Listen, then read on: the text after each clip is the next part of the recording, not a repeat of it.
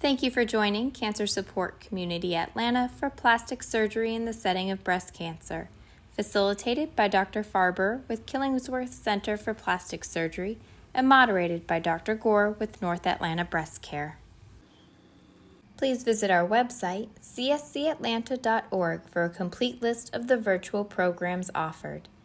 If this is your first time participating in a Cancer Support Community Atlanta program, we invite you to complete a new attendee form to stay connected to all future events. Welcome everyone to today's program, Plastic Surgery in the Setting of Breast Cancer with Dr. Farber and Dr. Gore. I'm Katie Armsby, the Program Outreach Director with Cancer Support Community Atlanta. If this is your first time participating in a Cancer Support Community Atlanta program, we invite you to visit our website, cscatlanta.org, where you can see a complete list of the virtual oncology programs offered. These include stress reduction classes like yoga and Tai Chi, a monthly nutrition seminar facilitated by Kristen Kukolowski with Northside Hospital Cancer Institute, education programs like these, and we also offer virtual support groups led by licensed mental health professionals, and many of those are specific to breast cancer, so we invite you to visit our website where you can see a complete schedule of those events. If you ever miss a live recording, you can find it under the video tab of our website. And again, that's cscatlanta.org. I also want to share a resource with Northside Hospital, a wellness place. At a wellness place, you can access a private consultation with a specialized mastectomy fitter. They have a wide variety of products available, some that you can see listed here. So to connect with a wellness place, we invite you to visit their website, northside.com/a-wellness-place, or you can visit them at the three main campuses of Northside Hospital in Forsyth, Cherokee, and Atlanta. As a reminder, everyone will remain on mute for the duration of today's program. We invite you to enter questions into the program chat box, which Dr. Gore and Dr. Farber will address at the end of the program during the Q&A. I'm excited to welcome back Dr. Gore to this virtual platform. Dr. Gore has been kind enough to do several of these virtual programs for us, and we're happy to have her a part of today's conversation. Dr. Ryland Gore is a board-certified, fellowship-trained surgeon in breast surgical oncology and specializes in the diagnosis and surgical treatment of benign and cancerous breast cancers, as well as all breast-related disorders. Dr. Gore is a highly trained physician skilled in advanced breast surgery procedures and minimally invasive techniques. She practices with North Atlanta Breast Care and has served in community outreach programs as an advocate to help spread breast cancer awareness. And today's program presenter will be Dr. Stephanie Farber. Dr. Farber specializes in both cosmetic and reconstructive surgery of the face, breast, and body. She has extensive experience in aesthetic plastic surgery, including oculoplastic surgery, breast and body contouring, and facial plastic surgery, as well as in reconstructive surgery, including breast cancer reconstruction, facial trauma, and skin cancer reconstruction. Dr. Farber completed her plastic surgery residency at the University of Pittsburgh Medical Center and currently practices at Killingsworth Center for Plastic Surgery in Atlanta. Dr. Farber is committed to making all of her patients look and feel their best. So I will pass it off to Dr. Farber, who will begin today's presentation. Specifically talking about types of breast cancer surgery, types of breast reconstruction, and how to know if you're a candidate for reconstruction. Around the time of surgery, we'll talk about preparing for surgery, making sure that you're a good surgical candidate, as well as what to expect on the day of surgery. And then finally, we'll be talking about recovery and how you'll look following your breast reconstruction. So before surgery, what are the different types of breast cancer surgery? And the two main types are lumpectomy or mastectomy. So lumpectomy is when only the cancerous portion of the breast is removed, and mastectomy is when the entire breast is removed. And in terms of reconstruction, what we are mostly concerned with is what type of mastectomy, whether it's skin sparing or nipple sparing. And pictures of both of those are shown on the right side of this slide. So Dr. Gore, maybe you could explain a little bit more about these particular types of breast surgery. Yes, so lumpectomy is just as Dr. Farber explained. We I try to hide my incisions as much as possible, but of course, with cancer diagnosis, my job is to evict the tumor, and Dr. Farber helps me make it look beautiful. So with lumpectomy, we're removing just the cancer, we're saving the breast, and we're removing a rim of healthy tissue around that because you want negative margins. Dr. Farber and I work very closely together because we do have some patients who may have a very large breast and they still desire a lumpectomy. So there are other, I'm sure she's going to speak about this, but there are other things that we can do to still give you the kind of appearance that you want, including techniques that we call oncoplastics, so reduction and other things that we can do in addition to the lumpectomy to ensure that you still have the profile you want. And we try to take into account other treatments that you may need, because it's important for you to know that with lumpectomy, you almost always are going to need radiation therapy to minimize the risk of local recurrence since you still have breast tissue there. And so these are things that we take into consideration. And as Dr. Farber stated, mastectomy, we're removing the entire breast. If you choose to get reconstruction, we try to save as much skin as possible. So that's called skin sparing. For those of you who are down with the flat movement and you decide you don't want to get reconstruction, you will be flat, and so most of the skin is removed. If you decide at a later date that you actually do want reconstruction, it's you can still do it. All bets aren't off. It's just a longer process. And so we have other techniques that she's going to explain as well that we do in patients that choose to get reconstruction at a later date from their index procedure for cancer. Thank you, Dr. Gore. For sure. So now in terms of the different types of breast reconstruction, there are a lot. So this gets very complicated. This is just a little bit of a schematic. So Dr. Gore talked about lumpectomy. First option is no reconstruction. If the area is small, or maybe your breasts are asymmetric to begin with, or maybe you just don't mind having asymmetry, no reconstruction is always an option.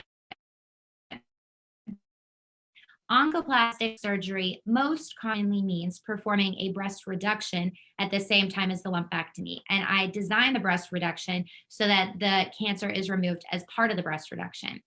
Then for mastectomies, or for total breast reconstruction, option one is always no reconstruction. And like Dr. Gore mentioned, for some people, that's the best decision.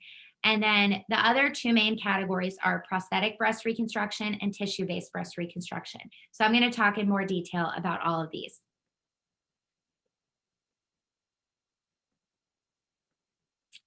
So first, using an implant. This is the first type of prosthetic breast reconstruction. And a couple different ways of doing this, depending on your existing breast shape, your size goals, and your cancer treatment. One of the main ways that I do this is by first placing a tissue expander. The top left of this slide is a picture of a tissue expander. It's basically an inflatable balloon that's placed beneath the skin on your chest and is sutured in place using those little blue tabs. Over time, as you can see on the right, I inject saline through a port. We usually do it about weekly, and the expander is inflated.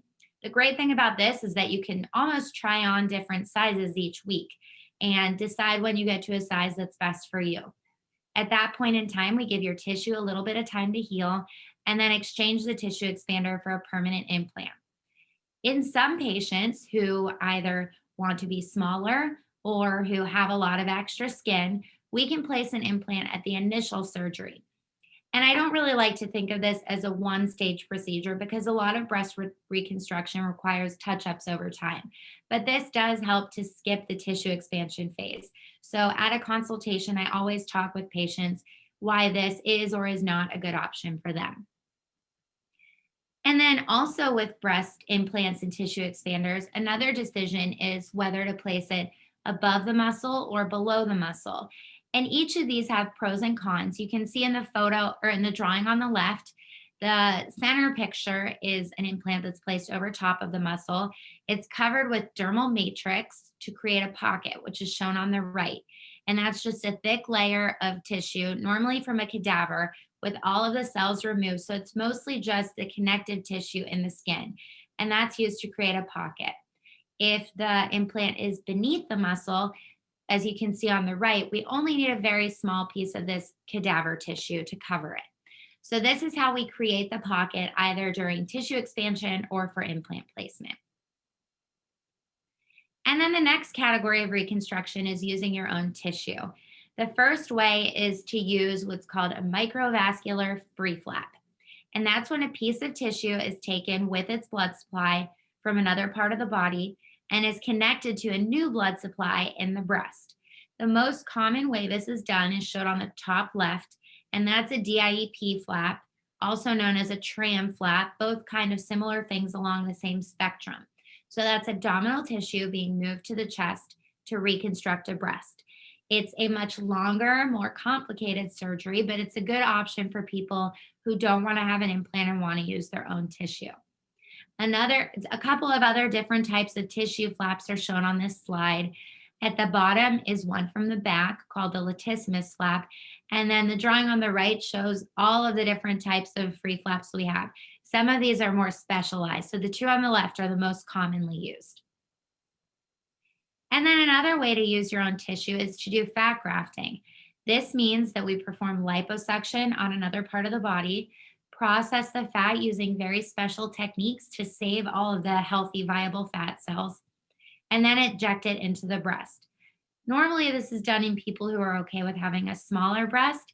And if they want to have a larger breast, are okay with the fact that they might have to undergo this procedure multiple times. It is an outpatient procedure, and you do have to have enough fat that I can use to make a breast. So this again is just reviewing the schematic because I know it's confusing and there are a lot of different ways here. But at a consultation, we go through all of this in detail, customized to you so we can make the best decision for you. So next, how do you know if you're a candidate for breast reconstruction? The most important question as to whether you're a candidate or not is, do you want to have breast reconstruction? It's a long process. It's an involved process. There are sometimes complications. So it definitely has to be something that's important to patients that they have a breast. I do have some patients who come in and they're sort of on the fence, and we just go over all of the information to decide if it's something that they want to do or not. The next thing that happens is that you meet me, your friendly plastic surgeon, and we talk about all the different options to decide what fits into your life. And then these other three things are factors that sort of play into my decision as to whether you're a good candidate or not. And depending on these, sometimes I'll tell people, well, I think it is going to be safer if you have what's called a delayed reconstruction. That means that you have your mastectomy, you heal, and you optimize some of these other factors. The factors I think about the most are smoking, diabetes, and obesity. Those three factors tend to increase the risk of complications with breast reconstruction.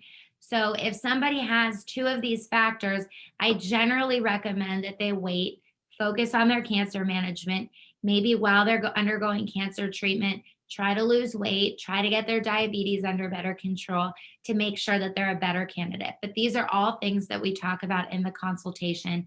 And sometimes somebody's body mass index or BMI is just over the obesity number and they're otherwise healthy, they're very motivated, then I still think it's okay to undergo breast reconstruction. If somebody's a heavy smoker with poorly controlled diabetes, normally I'll try to get those factors under control before we undergo breast reconstruction. So around the time of surgery, what happens when you arrive on the day of your surgery and how do you prepare? So the way I have my patients prepare is normally, number one, see your primary care doctor and get clearance. This means having your primary care doctor sign off saying their heart is healthy, their lungs are healthy, all of these factors are healthy for surgery.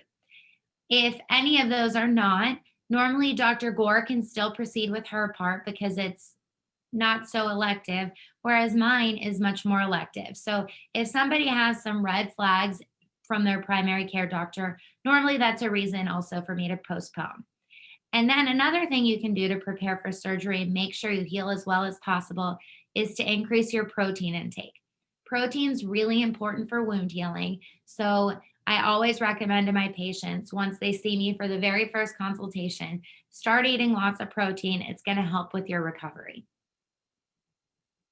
And then on the day of surgery, when you arrive, first thing that happens is you'll be placed in a preoperative room, changed into a gown, get an IV, and then you meet Dr. Gore and I. And usually we have great timing and end up meeting our patients at the same time, can answer any last minute question, give some final hugs, and I'll do the markings for Dr. Gore as part of the surgery so she knows exactly where to make her incisions so that my reconstruction will be as good as possible. And then after surgery, what is the recovery like? So most patients do stay overnight in the hospital after breast reconstruction. If it's fat grafting, normally I'll perform that after you've healed from your mastectomy. So that's an outpatient procedure. And any later stages of breast reconstruction, whether it's exchanging a tissue expander for an implant or doing a small touch up of the shape of your breast implant, those types of things are normally outpatient. But a lot of our patients, after having a mastectomy and reconstruction in the same surgery, do tend to stay overnight. There are some people who really want to go home, and we're okay with it if they do, but a lot of people choose to stay overnight. And then the photo on the right shows normally the surgical bra that we'll place patients in after surgery. It's something that closes in the front and has the tight band underneath your breast so that the area heals very nicely. And then also what you see on the right is a drain. Patients normally after breast reconstruction will have 2 drains per side. So these drains fill up with the normal fluid that your body produces after surgery, and your job is to empty them, which you'll learn how to do after the surgery. And I decide when to remove the drains based on how much fluid is being produced. Normally it's about 2 to 3 weeks after surgery that we'll have all of your drains out. So then the question most people want to know is, what will I look like after surgery? So in full disclosure, a lot of my patients are very private about their photos for understandable reasons. So these photos, for privacy reasons, are not my patients' photos. I used other plastic surgeons' photos that are in the plastic surgery academic literature online. All of the citations are at the bottom. And I try to choose results that aren't perfect, but are very representative of what you can expect to look like. So first, these are patients who underwent skin sparing, meaning the nipple was not spared, skin sparing mastectomies with tissue expander based reconstruction. The patient on the left has not yet undergone nipple reconstruction. Patient on the bottom right has nipple tattoos. So that's how great and 3-dimensional those can look. But this is, I think, a very normal, not a 1 in a million amazing result, and also not a terrible result. This is a very standard result that you can expect after these procedures. One thing that I do differently is normally my patients have their scars angled in the opposite direction. I like to do that so that after surgery, if you're wearing a V-neck or a low-cut bathing suit, your scars will not show on your reconstructed breasts. These are results with nipple-sparing mastectomies and implant-based breast reconstruction. So these look great. The nipple is the focal point of the breast. So sparing the nipple does have a lot of aesthetic advantages. And like I said, only certain people are candidates for that. You have to both be, number one, safe from a cancer's perspective, which is up to Dr. Gore. Normally depends on the size of your cancer and how close it is to your nipple. And then from my perspective, your skin envelope has to be the right size. If you have a lot of redundant skin and your nipple is at the lower part of your breast, saving the nipple is not going to heal in a way that will look the way that most patients want it to look. So in those cases, generally patients are not candidates for nipple sparing. These are some results after tissue-based reconstruction using the abdominal tissue. A lot of people think of it like a tummy tuck. It's not really like a tummy tuck because the scar is much higher and not as much tissue is removed because it's not an aesthetic operation, it's a reconstructive operation. So the result's a little bit different, but these are patients who had that procedure. And these are patients who underwent some other types of tissue-based reconstruction. The woman on the left had one from her inner thighs that's called a tug flap. And the woman on the right had an eye gap flap, which is from the smile line underneath your buttock region. And finally, this is a result from fat grafting. Here I'm not showing a good result, but this result is intended to show you that fat grafting really does reconstruct a smaller breast. And you need multiple stages in order to have a larger breast. So this woman, she has a larger breast on the other side that's a little bit droopy or ptotic, as we say, which is totally normal. But she'll never have good symmetry with fat grafting on one side and a natural breast on the other. So that's something to keep in mind when thinking about fat grafting for breast reconstruction. So that's a general overview. I know that Dr. Gore has collected some questions from the audience, so I think it would be great if we went over all of those and answered some questions from the audience. If you have more today, feel free to enter them in the chat box as well. Thank you, Dr. Farber. That was fantastic. Thank you. Thank you. Thank you. Great overview of what to expect. So, first question, number 1. Do all surgeons provide a surgical bra or corset with built-in pockets for drains? We're pretty nice. We do, right? Yes. All of my patients, I put in a surgical bra before you even wake up from surgery. Yeah. Patients who are admitted normally have a consultation. I'll place an order for a consultation from a wellness place, which we talked about briefly in the beginning. So normally the next day when I see them, they already have this great bra that has a zipper in the front. It's easy to put on. It has pockets for drains. And most of my patients, when they come in for their post-op appointments, are wearing that one instead of the one I gave them in the operating room. So you'll have both, and whatever is more comfortable and more functional for you is perfectly fine. Awesome. This is a really good question. I like this question. And my patients usually don't ask me. I feel like they have very strong opinions about reconstruction or no reconstruction. Mm-hmm. What are the pros and cons of immediate versus delayed reconstruction? So the pro for the patient of immediate reconstruction is that you wake up with something resembling a breast. It's not going to look the same as your native breast. It's not look the same as it will in a year when we're done with everything. But that I think is the main pro. Another pro is that you have it combined in one surgery. And for me, the pocket is already open and dissected. The surgery is a little bit easier. But I always tell patients, don't worry about me. I don't care if the surgery is easier for me or harder for me. I'll still take great care of you. Usually the pro of delayed reconstruction is that it gives you time to optimize your health and your wellness before undergoing reconstruction.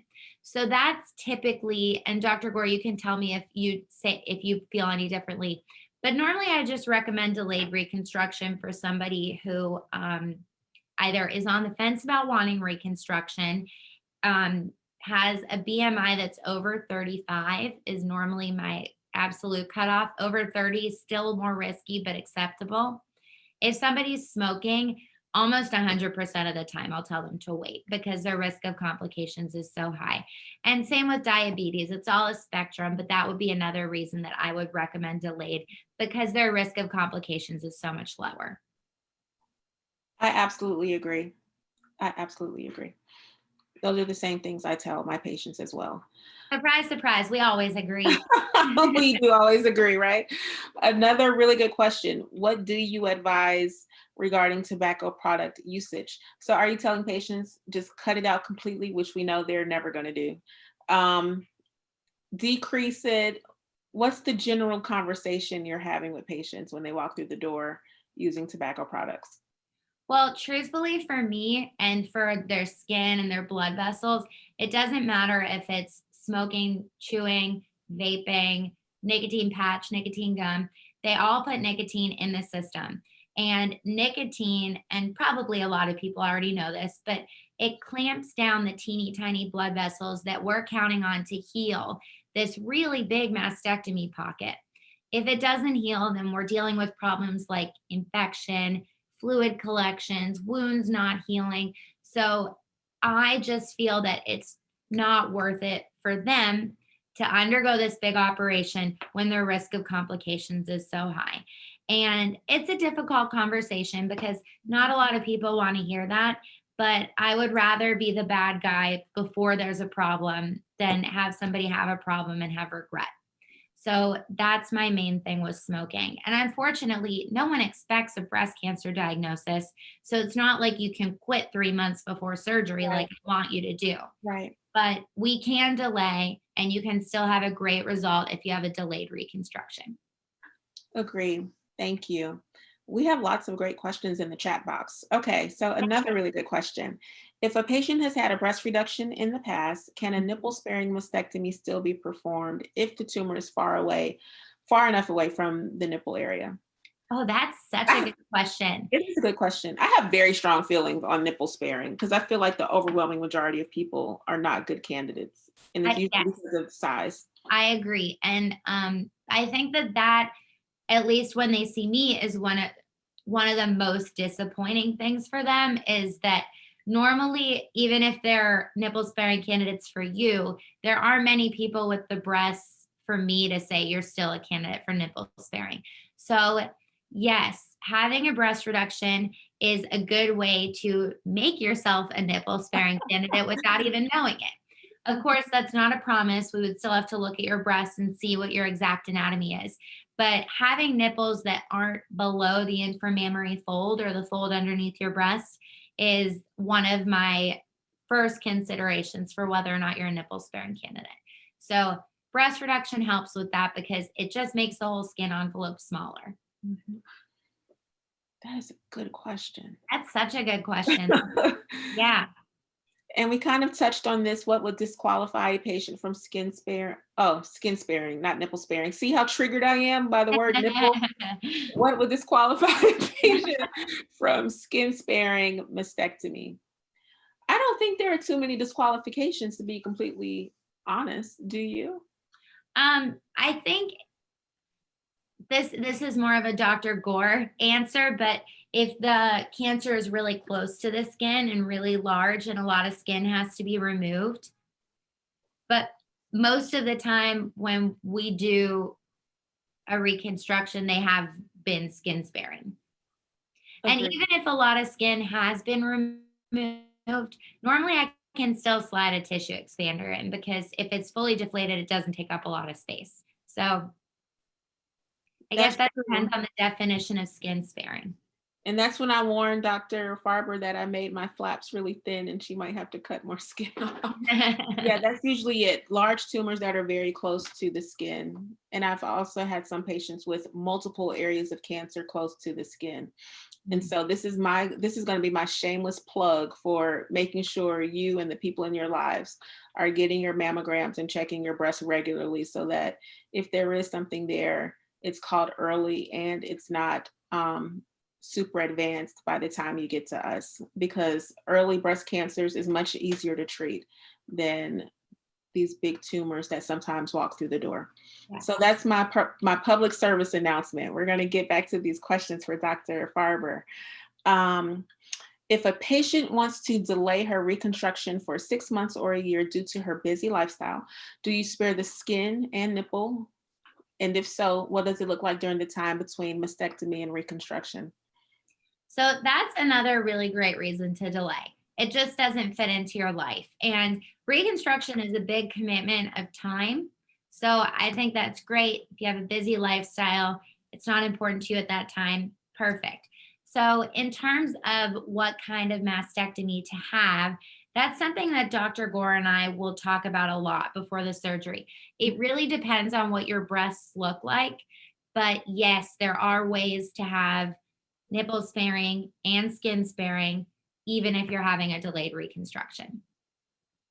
I gotta say though, from just a day-to-day standpoint, not just thinking about cosmesis, I think sparing the skin without immediately reconstructing, it ends up being very painful. And I've had patients end up with wound issues, regret, all kind of major issues because of that. It's ugly. When they try to get a prosthesis, it hurts, honestly, because you have something rubbing up against a bunch of leftover skin. And so it's doable and I've seen people do it, but I personally don't advise it, but I'm no plastic surgeon.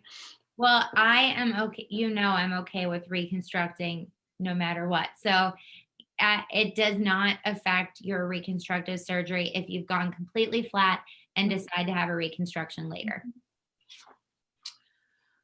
This is good, guys. Y'all have some really good questions today. Next question. I had a latissimus flap on the right side. My right breast is smaller than the left.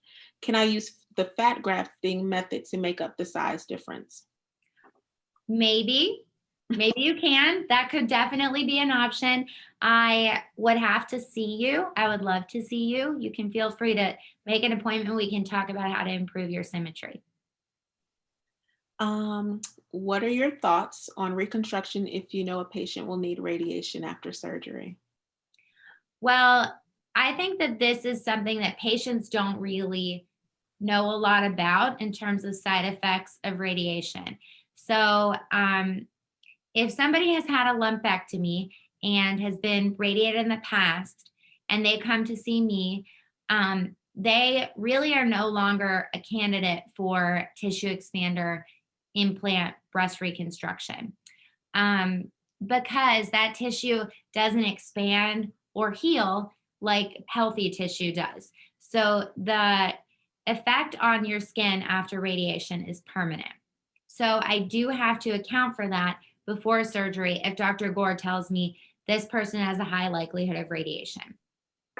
That's sometimes a reason that I'll change my decision whether to put the tissue expander implant above or below the muscle. There are a lot of decisions that go into it if somebody would likely need radiation after. But having radiation before is more of a limitation than having radiation after. Thank you. Here goes another one. Can we discuss the differences between silicone versus saline implants? Yes, we can. And it's a completely different conversation for breast augmentation versus for breast reconstruction. So if you're asking about breast augmentation, I'm not going to answer that now, but I'll talk about reconstruction. So in a lot of my breast reconstruction patients, I do recommend silicone implants. Reason being, silicone holds its shape a lot more than saline, which is basically salt water. So in a patient who's had mastectomy, all that you have covering the implant generally is a layer of skin. So you're more prone to have rippling. So what I use is a type of implant that's silicone, and the silicone is very cohesive, meaning that it holds its shape really well. So that's great in someone who's had a mastectomy because it adds fullness to the top part of your breast and it prevents rippling at the bottom part of your breast. So for that reason, I think silicone's a little better in a reconstructive setting.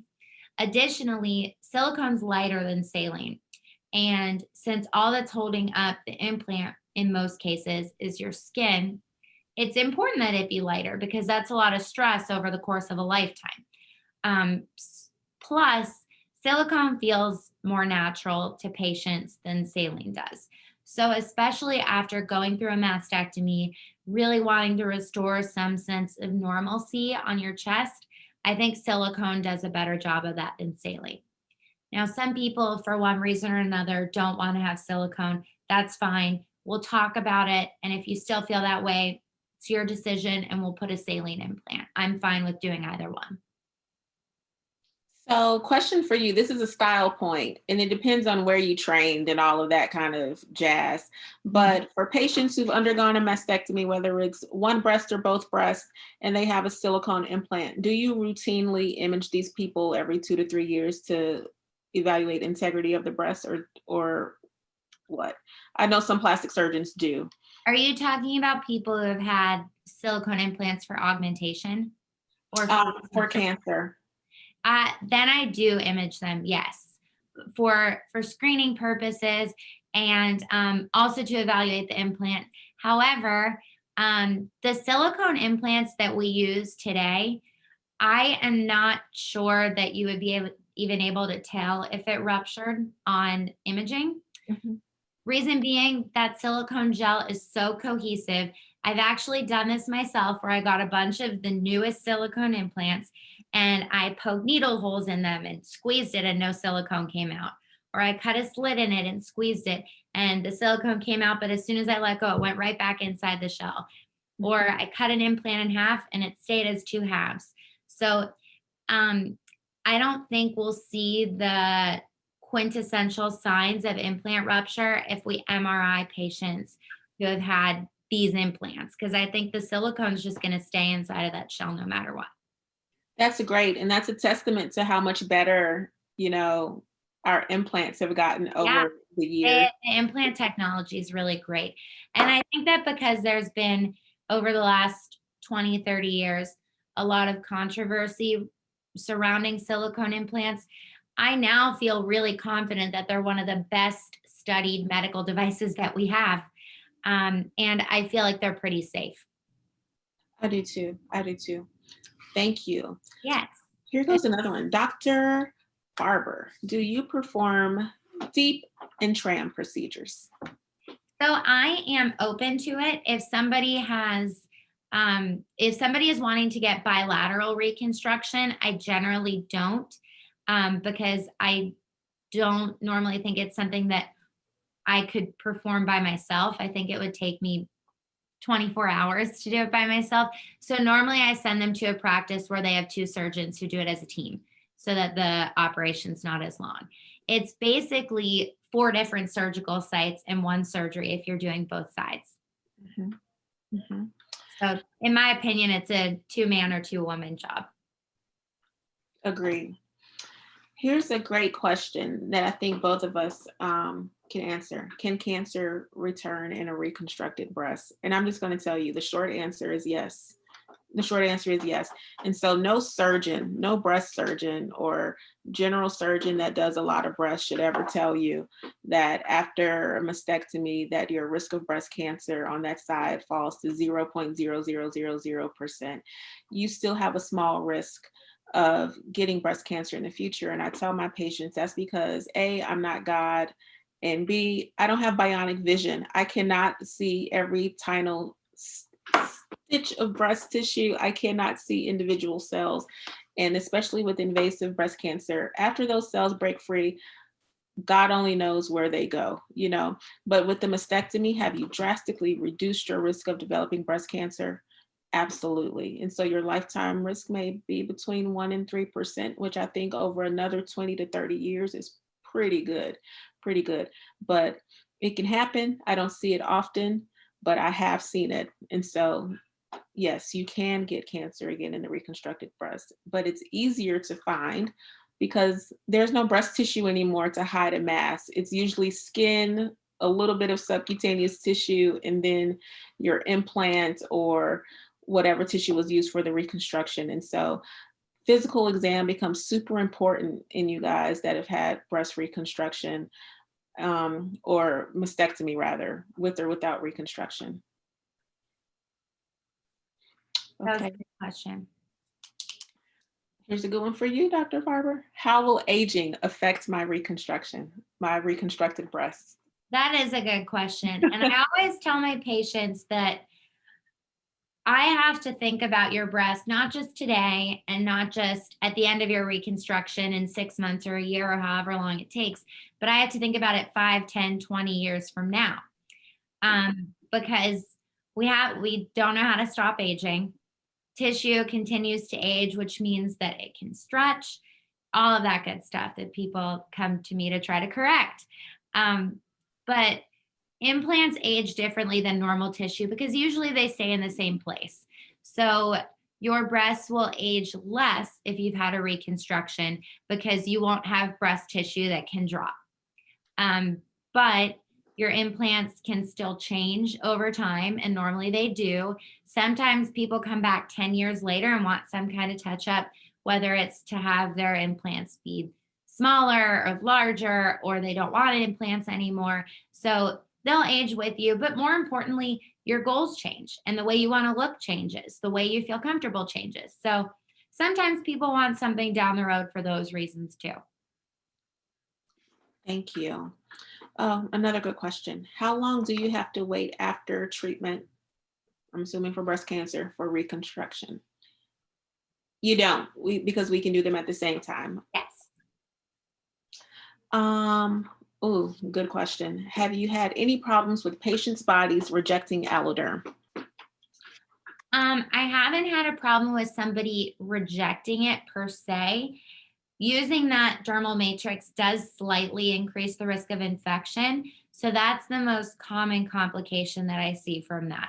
And all my friends who are plastic surgeons are so frustrated with this issue because we all want to promise our patients a great result, but infections are very frustrating because you can do everything right and then still end up getting an infection. So I think not rejecting, but getting an infection is the most common issue that I see with Alloderm. Another question is, how would we detect future breast cancer with an implant? Are the screening recommendations the same? No, screening changes after you've had a mastectomy with reconstruction with implants. You do not get mammograms routinely anymore. Okay, so physical exam is important. So there are some of you who think you're done with me after you've had your breast taken off and then reconstruction by Dr. Farber. I still want to see you every 6 months. Somebody should still be feeling those breasts, making sure that there aren't any little nodules directly underneath the skin or suspicious or new skin lesions that weren't there before, which could potentially be a sign of a cancer recurrence or a new cancer.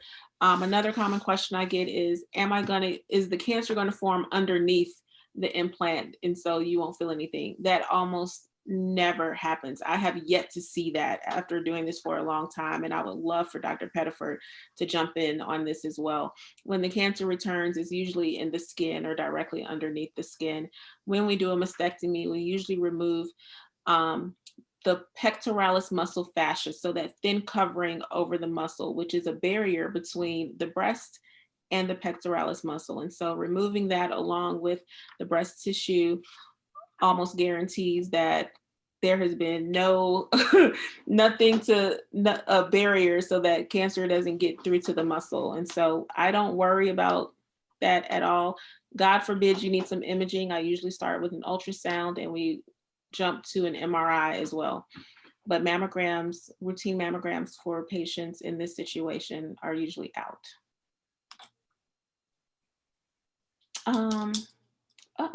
What are some things to look for that may indicate signs of concern with my implant? Well, the answer to that question is different whether it's augmentation or reconstruction, but I'm going to assume that the person asking this is talking about Reconstruction. Yeah, okay. So signs that should be concerning with an implant also depend on how far out you are. If you had your reconstruction a long, long time ago, it's very unlikely that you will have any types of surgical complications. But things that can happen are capsular contracture, which is when the capsule around the implant gets tighter and firmer and can even get painful sometimes. That would be something to look out for. It's not dangerous, but it can be a problem, not just cosmetically, but also it can cause pain, discomfort in clothing. Your breasts don't fit into a bra correctly anymore. So down the road, that's one thing that could be reflective of a problem. Another thing that can happen over time is malposition. So if the tissue stretches, the pocket stretches, the implants can move. A lot of people, this doesn't even bother them. It's something they come to see me regularly and I notice it, but they're happy and they just go on their merry way. So in the long term, they're pretty safe. In the short term, things that can be cause for concern are redness, fevers, things that would indicate an infection. Swelling is another one. All of those are things that I would want to know about if it happened and would want to see you right away. Thank you.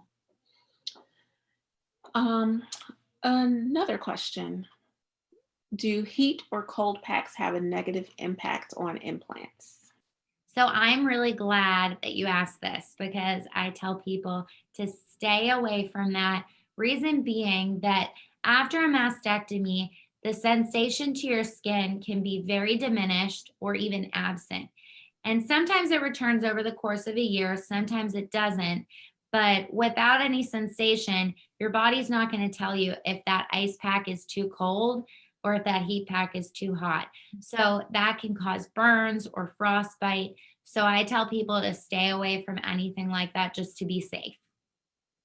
I'm Thank glad that you. you asked that question. Thank you. That's great. That's a good, I learned something as well because I don't even think about it. I'm like, oh, it hurts. Put a little cold towel on there. Good. Thank you. Is there any truth to breast implant illness? I'm glad that this question was asked too. So, breast implant illness, for those who don't know, is when people have certain vague symptoms related to their breast implants. And there hasn't been a scientific link to explain it, which doesn't mean that people don't have real symptoms. I have people who have breast implants and have things like fatigue or new allergies, things like that, and they're concerned that it's due to their breast implants. So we have long conversations about this, saying that I can't promise you that it's related to your breast implants, but if you really want your implants to be removed, if you're okay with how you'll look after, if it's something that's affecting your life, then we can do it. And if they agree to that, some people, their symptoms go away, some people, their symptoms stay. So I definitely don't write off breast implant illness. I think if it is a real entity, we don't fully understand it yet. So I mostly just educate the patients that I can't promise what to expect in terms of those symptoms after surgery, but it doesn't mean it's not real. Mm-hmm. Mm-hmm. Thank you. Yes. Thank you, whoever asked that question. That's a great question. Another really good one, touching on the financial implications of, a breast cancer diagnosis. Is breast reconstruction covered by insurance, including touch-ups and implant replacement for only a certain time after diagnosis, or is it covered indefinitely? So breast reconstruction is covered. Yes. So is surgery on the other breast. So if you're having a mastectomy and reconstruction on one side, sometimes you'll need a lift or a reduction on the other side. That is all covered. Normally, my patients have also gotten follow-up touch-up procedures covered as well. I never like to say that something will be covered indefinitely because insurance rules can always change. So right now, I have not had an issue getting patients touch-up procedures or other surgeries covered. And that's the same for me as well. When patients Change in the come future. back. Oh, sorry, I cut you off. What did you say? Oh, I thought I cut you off, but I was saying that's the same experience for me as well. I haven't had issues with patients getting anything covered. It's actually against the law to not cover breast cancer care, Yes. including reconstruction. But even when they need follow-up things done. Yes. And then I guess we're going to get ready to wrap up, but one last question is, and which I think is a great question, is more than one surgery ever needed to fully reconstruct the breast? Almost always.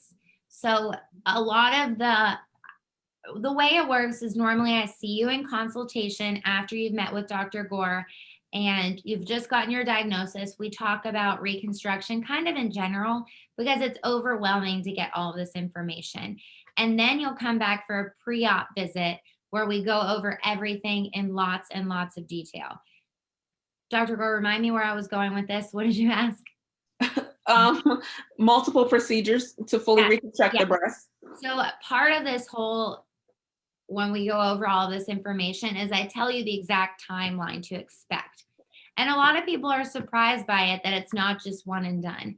But almost never is it just one and done. Breast reconstruction is a journey.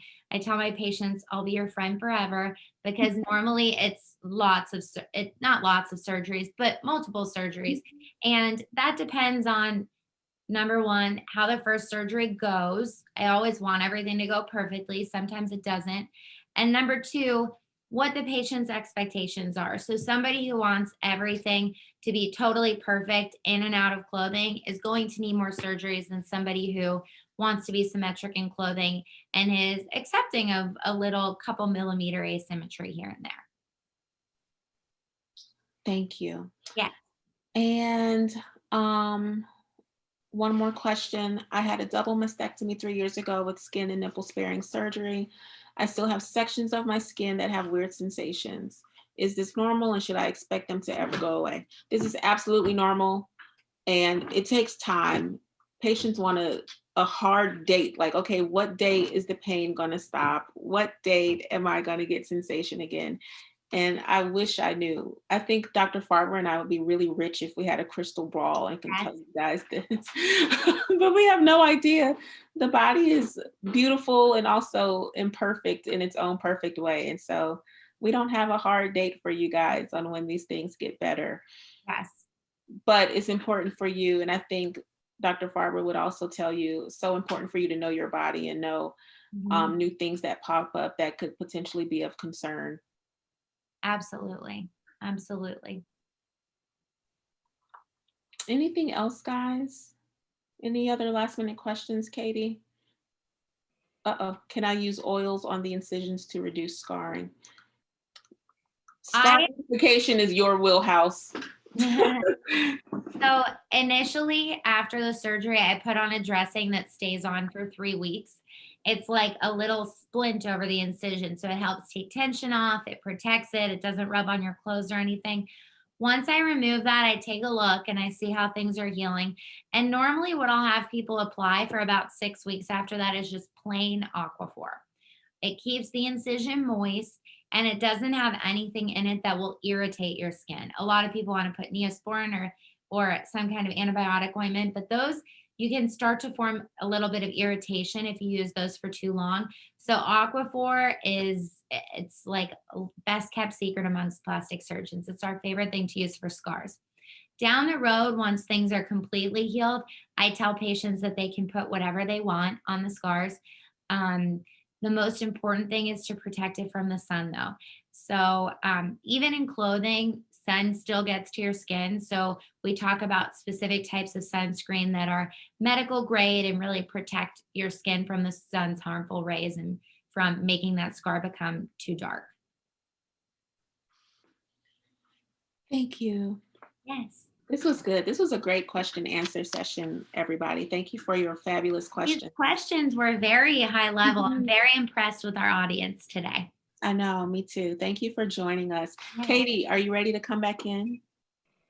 Sure. Thank you guys so much for today's presentation. This was such great information, and thank you everyone for including all your questions. It made for such an informative conversation. I want to send a big thank you to Dr. Farber for joining us today, and of course to Dr. Gore for coming back for another conversation with us. And as we wrap up, Dr. Farber, do you have any kind of final thoughts you'd like to share with everyone? Well, I really want to thank everybody for making time for this. I think it's great to get some of this information, no matter where you are on your breast cancer surgery or on your breast cancer journey. It's good to always be learning and to take ownership of your health and your wellness. Thank you. And oh, they're doing a fire alarm. So thank you, Dr. Gore. I will pass it off to you to share any final thoughts and wrap up today's program. No, continue to get screened, continue to ask the hard questions so that your entire team, we're all on the same page, and so that you're getting the care that you really want and that you deserve. And so get those mammograms and call us if you need us. All right. Thank you, everybody, again for joining. Thank you, everybody, again for joining us to connect with Dr. Farber. Again, you can visit her website, killingsworthplasticsurgery.com. And for more information on Dr. Gore, you can visit her practice website, northatlantabreast.com. And a recording of today's program will be added to our website, cscatlanta.org. You can visit that videos tab and you'll find it there. And for additional information on A Wellness Place and their products and services, please visit northside.com/A Wellness Place. Thank you, everybody, again. We hope to see you soon. Everyone, take care. Thank you. Thank you. Thank you for joining Cancer Support Community Atlanta for this program. If you're interested in other live or recorded programs, please visit the online program tab of our website, cscatlanta.org.